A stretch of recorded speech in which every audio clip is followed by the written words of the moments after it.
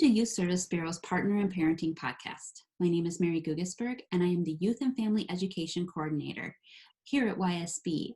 And I have a guest with me today. Nikki's going to talk a little bit about marijuana. As you see, the mission of Youth Service Bureau is helping youth and their families learn the skills they need to be more successful at home, in school, and throughout their community. You see our different service areas offered. We are offering telehealth. As if you need counseling services at this time, please reach out, info@ysb.net, and please consider subscribing to our YSB's Facebook and our YouTube channel. Facebook is YSB Knows Kids, and here you are, you're on our YouTube channel. So please consider to subscribe, and then you won't miss future messages. We've been building a great library, and we have a lot of resources on ysb.net, our regular website. Nikki, can you please introduce yourself, tell us where you hang out, and a little bit about today's message? All right. Thanks, Mary, for having me. I am Nikki Bussert. I am a licensed alcohol and drug counselor, a chemical health specialist in 2 school districts, 834, which is Stillwater, and 622, which is Oakdale, Maplewood, North St. Paul. I work in 4 different middle schools throughout the week. In Stillwater, I do Stillwater Middle School and Oakland, and in 622, it's John Glenn and Maplewood Middle. And I think that this is a huge topic now coming into summer. Marijuana is one of the most considered substances that kids are using and experimenting with, especially nowadays with, we'll get into talking about dab pens a little bit, which are vapes, but with cannabis. So that is kind of huge right now. So I think just having an overall vague conversation about it is really good. Yeah, and thank you for helping parents build their toolbox. I love what you just called out. It is going into summer, and our kids have so much more freedom.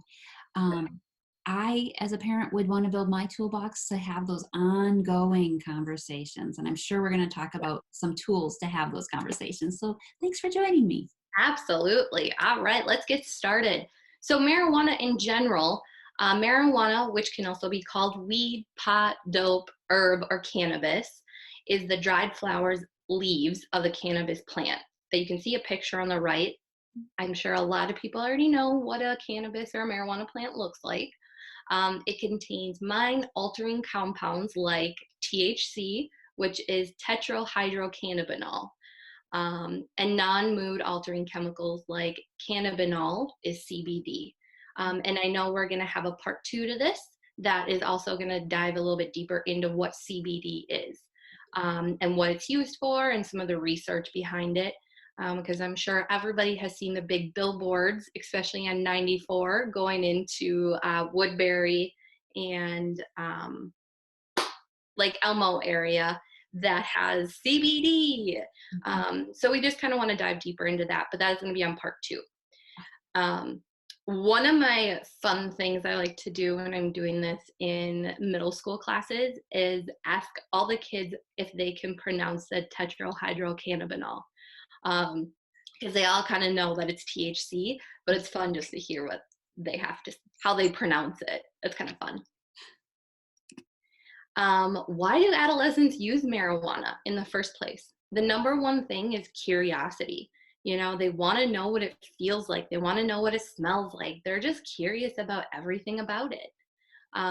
Also, everyone else is doing it. Peer pressure. That's what they think. But we also have a perceived norm where they think everybody is doing it, but in actual reality, not everybody actually is doing it. 29% of teens have tried THC because of their friends, which again, it goes into peer pressure. Using because I'm bored.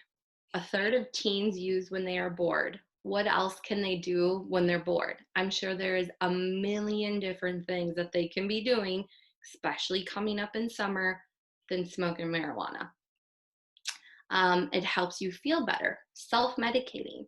We'll get into talking a little bit more about medical marijuana towards the end, but turning to a substance such as THC to escape the problems of life. And this can go across the board too with any substance. But THC is mostly the one that people go to when they have high anxiety or any physical stuff too. And getting high feels good and it's fun. A lot of people think that getting high is fun and it feels good. Many people don't think THC or marijuana is addictive. However, it is very highly addictive. You may not physically get addicted. However, mentally, you will be addicted to it. Whenever you're feeling down or you have anxiety or your finger hurts, you know that it's going to help you feel better. And that's the addictive part. Thank you. I have conversations with students who will say, oh no, you know it's not addictive, right? So thank Mhm. you for clarifying. Yes, absolutely. So this is a graph of the Minnesota Student Survey. Um, every 2 years, the 8th, ninth, and 11th graders take an anonymous survey through the state of Minnesota. There's a bunch of questions in there regarding mental health, substance abuse, exercise, home life, and it's all anonymous. This is from the 2019 Minnesota Student Survey for marijuana specifically. And I want to say this is for Stillwater specifically, District 834. So you can see in 11th grade, 15.5% of 11th graders have reported using marijuana at least one time in the last 30 days. Mm-hmm. So, I mean, that's only one time. And 30 days is a pretty short amount of time, and using it at least once. You can see ninth grade goes down a little bit and then eighth grade. However, 4.3% of eighth graders is still pretty high for experimenting in the last month. Yeah. So this is the most accurate way that we can see what's going on within our schools. And this one specifically is for marijuana. We do have alcohol, opiates, and a bunch of other different substances too. Yeah, and we'll add the link to this in the description. We'll add the link to the Minnesota Student Survey. So if Yep. you want to take a deeper dive on it, that it's a lot of information. Yes, and you can break it down to your specific district, your specific city, or you can do it statewide also. Thank you. Great, another great tool for parents. Yes. So this is just an overview. There are many different ways to use marijuana. A lot of people think it's just smoking. Mm-hmm. However, with the new medical marijuana kind of coming out, they've gotten really creative of different ways to use the actual THC. You can do inhalation, oral, and topical. So inhalation is, you're smoking a joint or a blunt out of a bowl, kind of smoking it, inhaling it. There's also orals, which is more, again, for the medical marijuana. You can get it in edibles, tea, and gum. They have some lipstick. That's topical. But anything that you can ingest. And then topical, lipstick or lip balm, you can get sprays and patches. So there's many different ways. So if you do get a medical marijuana card, you're not automatically just going to smoke a joint. You can get it in many different ways. So this is kind of really, really interesting. So back in the 60s, when marijuana was really big in the hippie era, a lot of them were smoking marijuana with very low potency of THC. So THC in the 60s used to be 1 to maybe 2%. And THC, remember, is the active ingredient that gets you high. Mm-hmm. Now, on this graph, it only goes to 2011, but it is close to 12% THC. So it has gone up that much potency from 1960, which was between 1 and 2, all the way up to 2011, which is close to 12. When we start talking about vape pens that use, it's called dab pens, that use a more concentrated cannabis oil, we're talking about 60 to 90% THC. So it is incredibly potent. It's incredibly high levels of THC that gets into your system very fast. I like it, the phrase sometimes I've heard, it's not your grandpa's marijuana. Exactly. It's not. It is very different nowadays. How marijuana can affect your brain and your body. This is when you're actually currently smoking marijuana or using marijuana, what can happen to your body. It can mess with your memory by changing the way your brain processes information. So there are specific receptors in your brain that marijuana attaches to, and that is specific to your memory and concentration. Since weed makes blood vessels expand, it can turn your eyes red. I'm sure a lot of people have heard about buying Visine in bulk because of this reason. Extended heavy use can be addictive and cause dependence, like we talked about. It is addictive. It may give you the munchies. A recent study in mice suggests that pot effectively flips the circuit in the brain that normally responds to quelling the appetite. So there's a switch in your brain that, when that marijuana, that THC attaches to that specific receptor, it switches that says like, oh, I'm hungry.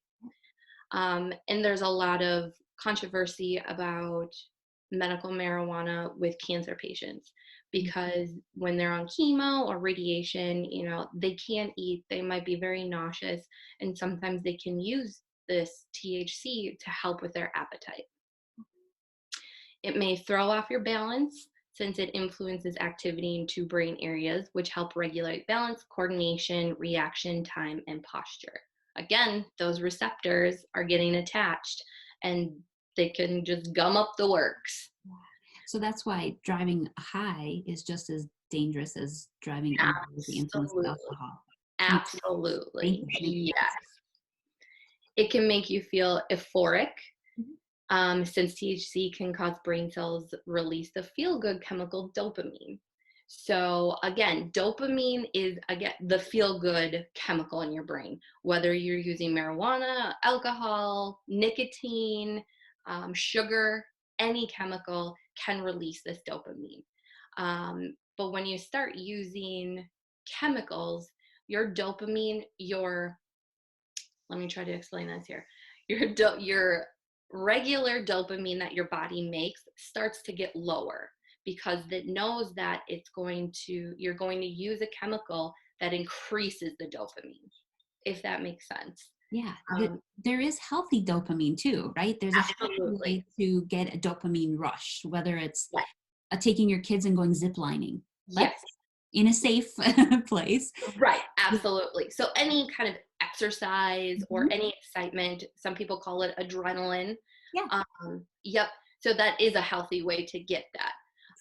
But once you start using chemicals, that dopamine lowers because you're putting these chemicals into your brain. Very fair. Thank you for defining that. Thanks. Since it affects brain areas that processes what we see and hear, pot can make you hallucinate. So again, the brain, it's connecting to those THC receptors, and sometimes you can hallucinate. And that's when you get into those really high THC potency levels with the vape pens or the dab pens. 60 to 90% THC can really make you hallucinate. Sure. Within minutes of inhaling marijuana, your heart rate can increase by 20 to 50 beats per minute. This can last for 20 minutes to 3 hours. So if you have pretty moderate to severe anxiety, and one of the symptoms of your anxiety is your heart racing or your heart beating really fast, and you smoke marijuana, most likely you're gonna get an anxiety attack because your heart starts racing so fast, it's gonna pump up your blood and make you into a panic attack. Yeah. So a lot of people say, oh, I smoke weed for anxiety. Well, it could also increase it.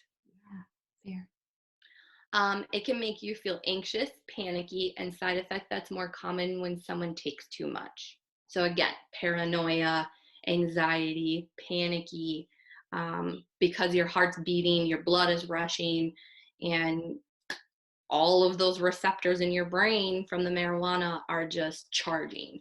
So it makes you into somebody that you're completely not sometimes. Wow. I like your visual. That's a good visual. Yeah. All right. So I found this super interesting. So I do this in my health classes. I talk about marijuana, and I found this research project. According to the APA, American Psychological Association, smoking marijuana just one time could change a teenager's brain. Scientists discovered even small amounts of cannabis are enough to thicken brain tissue.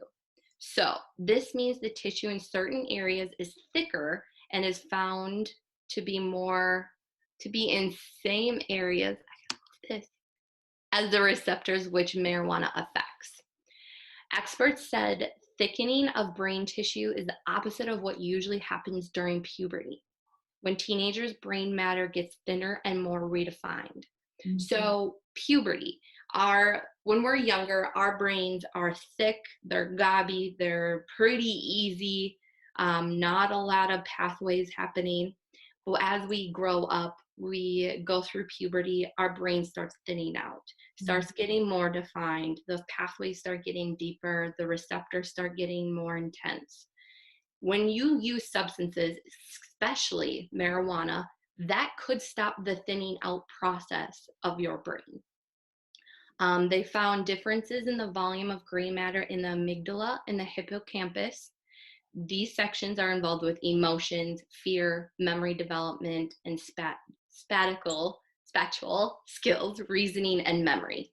Changes to them suggest smoking cannabis could affect these permanently.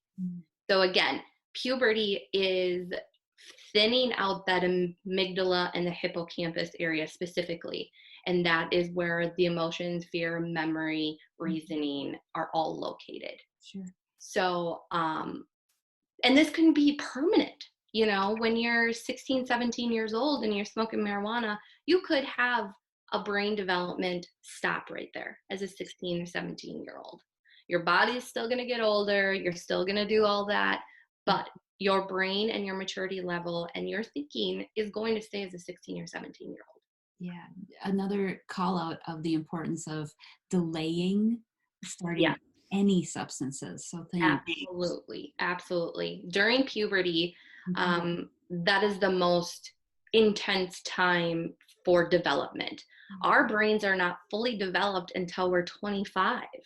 So if you can delay that up until, ever, but 25, at least your brain is good. Your brain is good to go. It's defined. It's, you're good.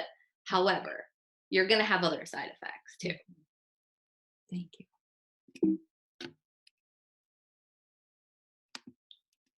Okay. One of the biggest signs of addiction is withdrawal. Here's what marijuana withdrawal can look like. So we talked about marijuana being addictive. And again, if you are addicted to marijuana, you can physically withdraw from it also. This is just a quick little visual about, it kind of goes in a 2-week period. So your withdrawal from marijuana could last 2 weeks. So 1 to 3 days, you're going to get most of that top. Sleeping disorders, irritability, lack of focus, anxiety, restlessness, headaches, loss of appetite, chills, nausea, cravings, sweating. Just kind of feels like the flu. You have flu-like symptoms, and that could last for almost 3 days. Then you kind of get into the 4 to 7 days, which again, all of that top can last almost a whole week. 4 to 14 days, mild depression, cravings, irritability, mood swings, aggression, sleep disorders, loss of appetite, and lack of concentration. The sleep disorder is huge too, because a lot of people use marijuana because they can't fall asleep at night. So when you take that away, your insomnia or your sleep disorders or you not being able to fall asleep is going to be worse, especially when you throw this withdrawal on top of it.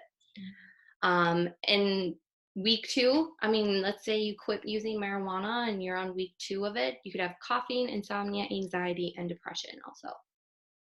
Post-acute withdrawal syndrome. So post-acute withdrawal is not the stuff that happens right away.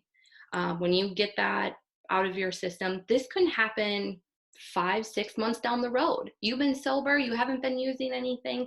This can happen, like I said, 5, 6 months down the road, or even a year later, and continue to happen. You might have bouts of this for years. Memory problems, irritability, mild depression, cravings, and lack of motivation. So those could kick in at any point, because of the damage that you may have done to your brain and the receptors from using marijuana. Frightening. Yeah, absolutely.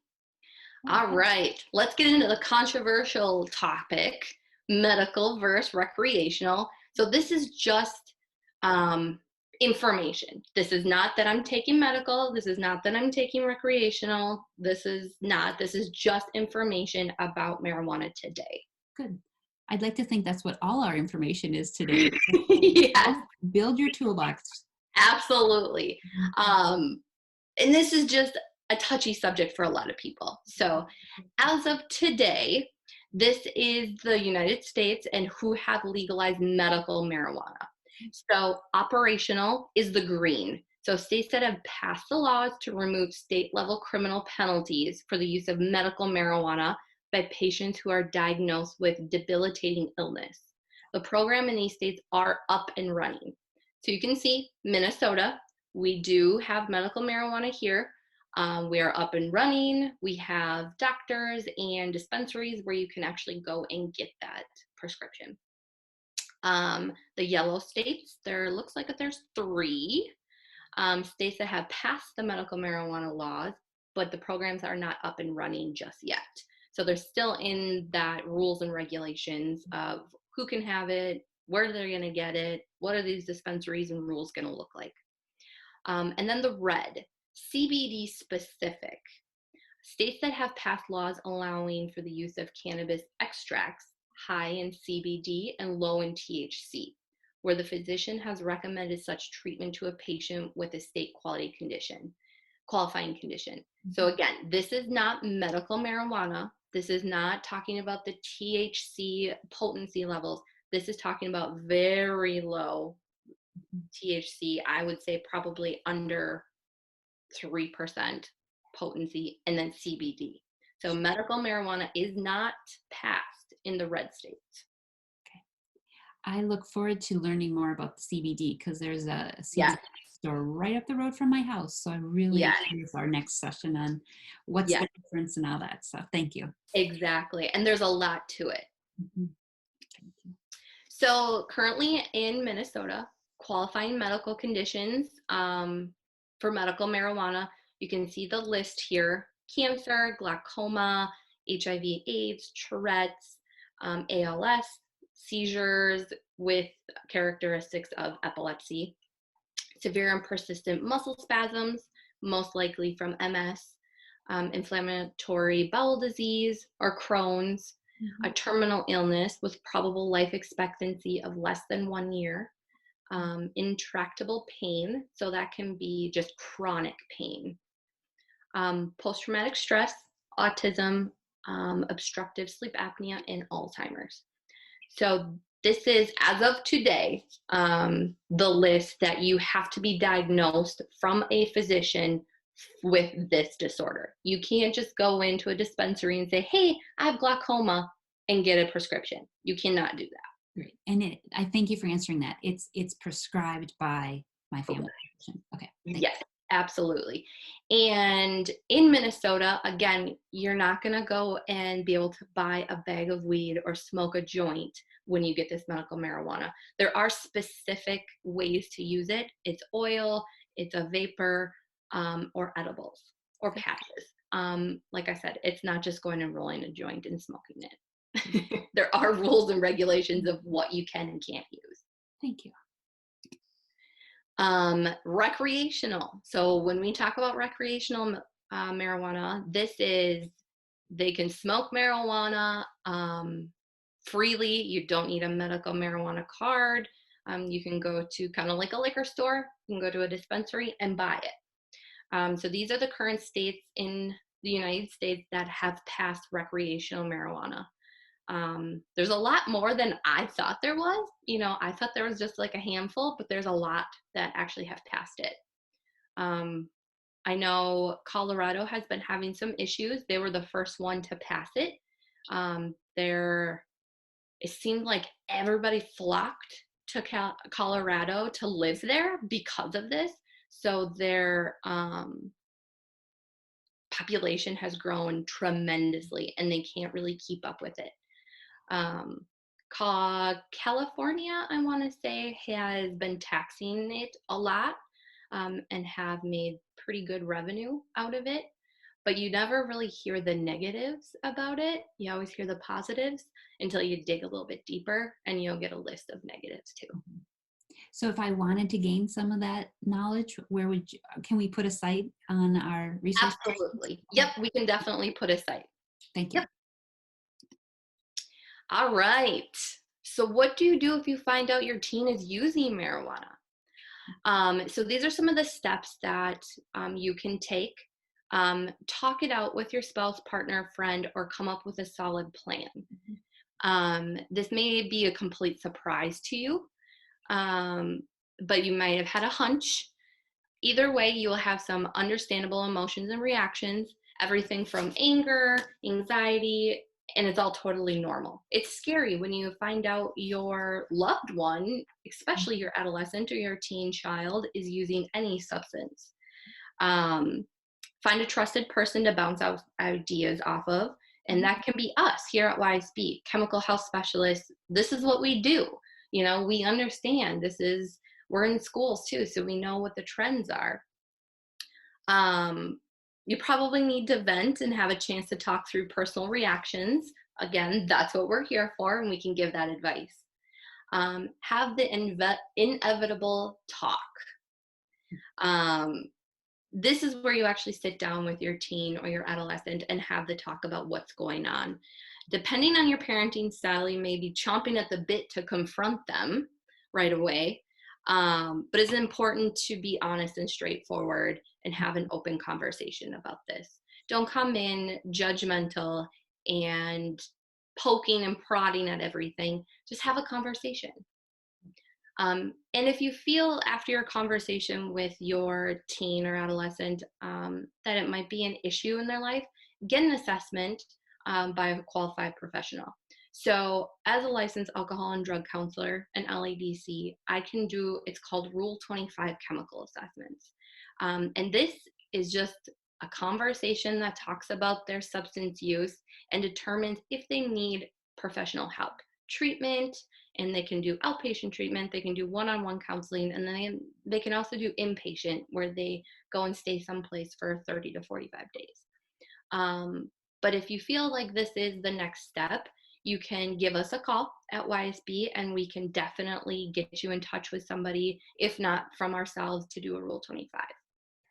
And then just make sure you follow through with your plan. Once you get that assessment and it's determined that they need treatment or mental health therapy or whatever, make sure you follow through with this. There's going to be a point where there's a small period of time where they say, yep, I'm ready, I need help, I have a problem, and you need to bounce on that, because that thought might go away really soon. So make sure you do follow through with this plan, because it could save their lives in the end. Thank you.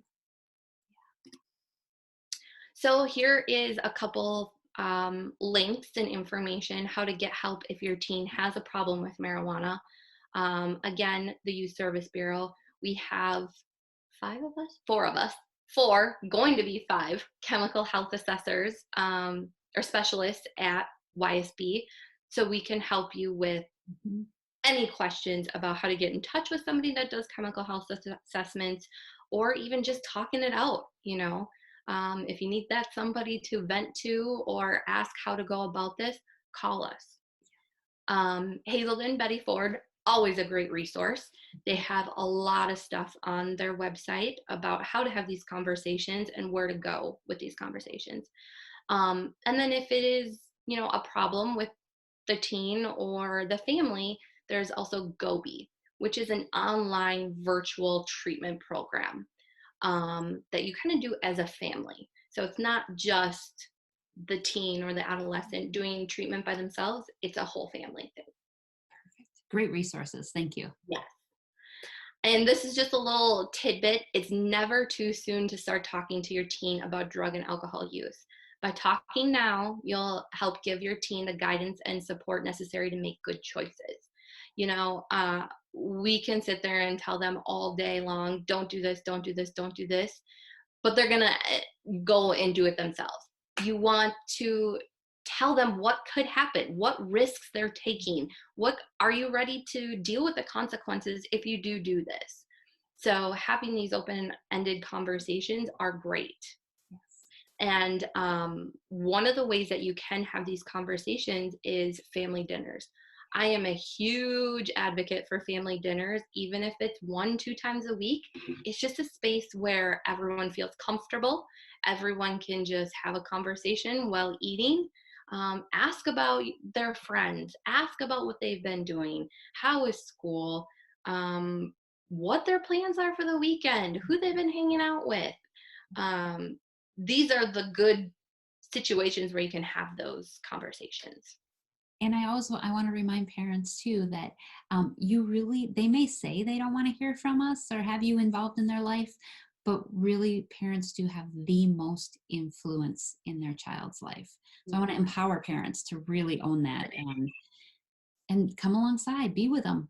Yep, absolutely. I mean, you are leading by example also. So just make sure, you know, whatever you're doing or saying, that you're kind of doing the same thing, because the kids will make it known if you're not. And then remember that our kids are a product of who they surround themselves with. Yeah. I love that you called out at that whenever, if it's in the car, wherever is your time to have the conversations together, not Yes, at. exactly. Remind your kid that, you know, hey, hanging out, making these choices, is that how you want to be reflected? Is that what you, so involve and always remember you are a product of who you hang out with. Yes, exactly. Thanks. And that is it. This is kind of the end. Youth Service Bureau, how you can help us continue doing what we do, and being able to help the kids out at school and out of school and being able to continue these podcasts. Thanks. Nikki, the only other thing I want to add is parents, know who's in your adult bubble who's in your village for you to help care for, but also who are you putting in place that are healthy role models? Help your kids have goals. Help your kids really own their choices. Yes. Never let them be alone. We're going to catch them, but know who can you put in there to help guide those good choices. Exactly. This is great info. Nikki, I will make sure we add those resources in the description. And thanks for everything you do. Wow. Thank you. There's a lot of challenges raising kids and a lot of challenges coming at our kids. So it's great to have empower our parents to really just build some tools. Exactly. Wonderful. Thank you so much, Mary. Yeah, thank you so much too.